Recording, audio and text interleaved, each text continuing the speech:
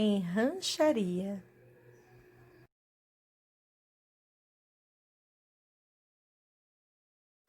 Olá, crianças, tudo bem com vocês? Espero que sim, hein? Logo, logo a gente vai se encontrar, tá? Mas por enquanto, as nossas aulas continuam sendo à distância. Combinado? Tá? Hoje o tema da aula do tio Adriano é água em rancharia. Nas outras aulas a gente já falou sobre isso.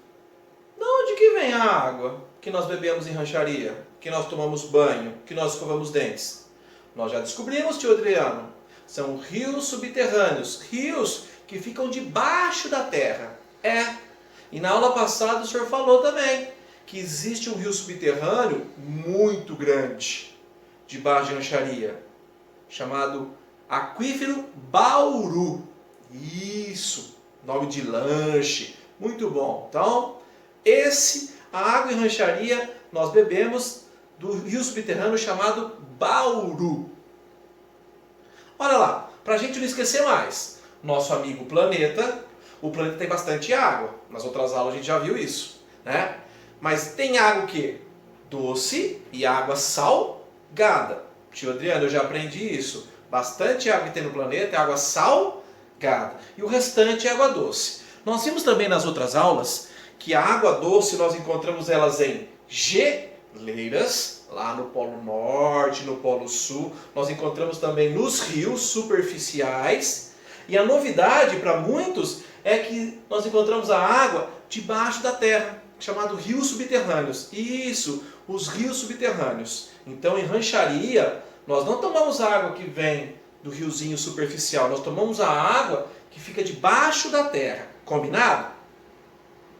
Tá. Aí o tio explicou, mas perguntaram, como assim, tio? Como que enche lá esses rios subterrâneos? Na aula passada a gente falou sobre isso. Quem vai encher os rios subterrâneos são as nuvens. Isso, quando acontece o ciclo da água. Vocês lembram do ciclo da água? O sol esquenta a água vai evaporar, transformar em nuvem e quando carregada, ela chove. Uma parte da água vai ficar nas graminhas, nas plantinhas. A outra parte vai ficar nos riozinhos.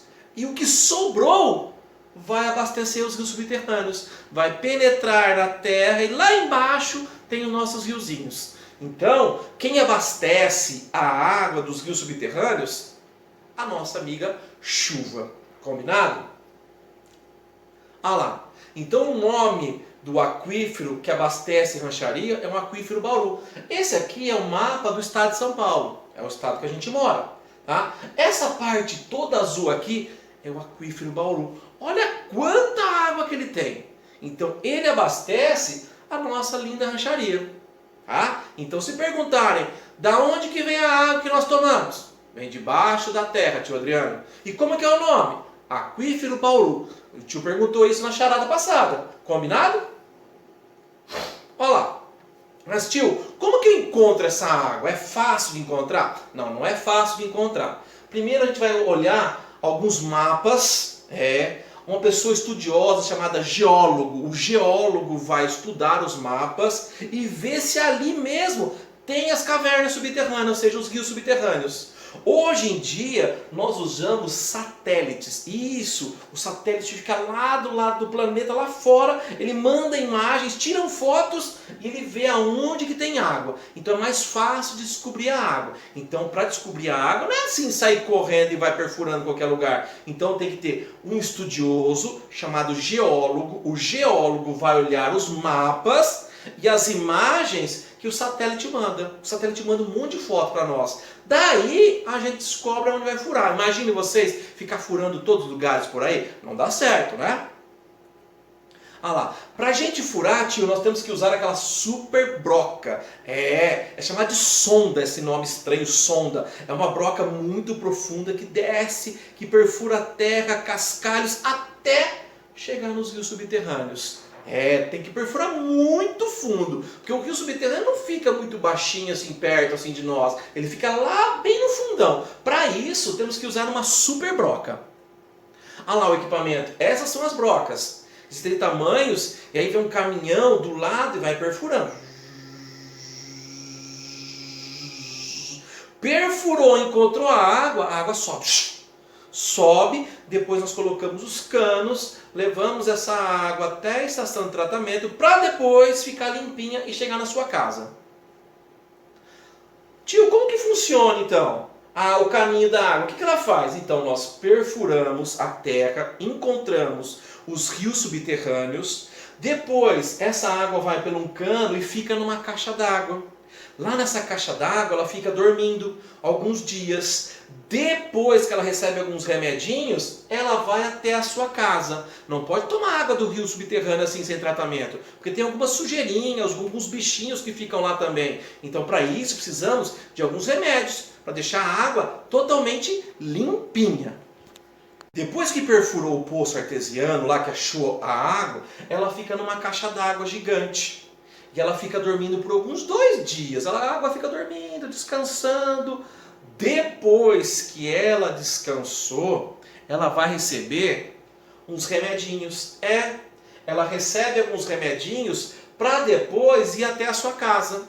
Então a água é perfurado o poço, essa água sobe, existe um cano que leva essa água até a caixa d'água, ela fica dormindo, depois ela recebe alguns remedinhos para ficar boa para a gente beber. Combinado? Então, depois que ela dormiu, recebeu o remédio, ela vai para sua casa. Nós não podemos perfurar a terra e tomar aquela água. Aquela água tem que ser limpa e tratada. Não pode tomar de qualquer jeito assim. Qualquer água dos rios tem que ser limpa e tratada.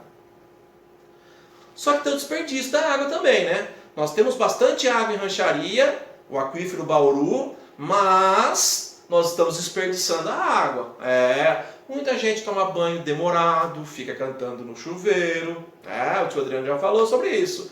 Escova o dente com a torneira aberta, lava as calçadas com mangueira, né? Então desperdiça muita água. Essa água que a gente poderia usar para nós bebermos, nós estamos desperdiçando a água. Então, a partir de hoje, começar a preservar a água, se conscientizar que se a água acabar, vocês lembram? Já era. Além do problema de desperdício da água, os aquíferos, ou seja, os rios subterrâneos, estão sendo poluídos. E isso, o lixão solta aquela água fedida, lembra? O chorume, ele contamina os rios subterrâneos. Os agrotóxicos que a gente passa para matar os bichinhos que comem as lavouras, também contamina os rios subterrâneos. O esgoto, quando ele tem furos nos canos, quando cai essa água suja, também ataca os rios subterrâneos, ou seja, prejudica. Então, desperdício e poluição deixa a água complicada, ou seja, não vai ter mais água para a gente beber. E o tio já explicou, se a água acabar, vocês lembram? Já era. Lembra que o tio falou? Né? O abastecimento da água, quem abastece o rio subterrâneo é a chuva. E a gente não pode tomar essa água sem ela receber o quê? Os remedinhos. Tá? Então, eu encontrei, fiz um buraquinho, quero tomar aquela água. Não, não toma essa água. Porque a água tem que receber uns remedinhos para ficar limpinha. E nunca esqueçam, quem abastece os rios subterrâneos é as chuvas. Mas não é que choveu bastante, vai encher bastante. É bem devagar, é lento. Cai uma gotinha, depois cai outra gotinha, cai a gotinha e assim por diante. Não é toda a água da chuva que vai atingir lá o rio subterrâneo. Alguma parte da água da chuva fica as plantas, com as graminhas. Umas ficam até na terra, não perfuram o solo. Então, a chuva abastece os rios bem devagar. A chuva abastece os rios bem devagar. Se nós poluirmos esse aquífero, não vai dar para tomar mais água. E você sabe que sem água é o que acontece, né? Crianças, a partir de hoje nós vamos ser os super-heróis do meio ambiente. Nós vamos proteger os aquíferos. Eu, o tio Adriano, super tio do meio ambiente, vai proteger o meio ambiente com vocês. Combinado? Posso contar com vocês? A atividade de hoje é: você vai se transformar num super-herói na sua casa. Eu quero que você ache uma máscara, qualquer coisa, um equipamento que mostre que você é um super-herói do meio ambiente. Eu tenho essa aqui e essa outra aqui. Combinado? a partir de hoje, defender o meio ambiente. Tchau, fui!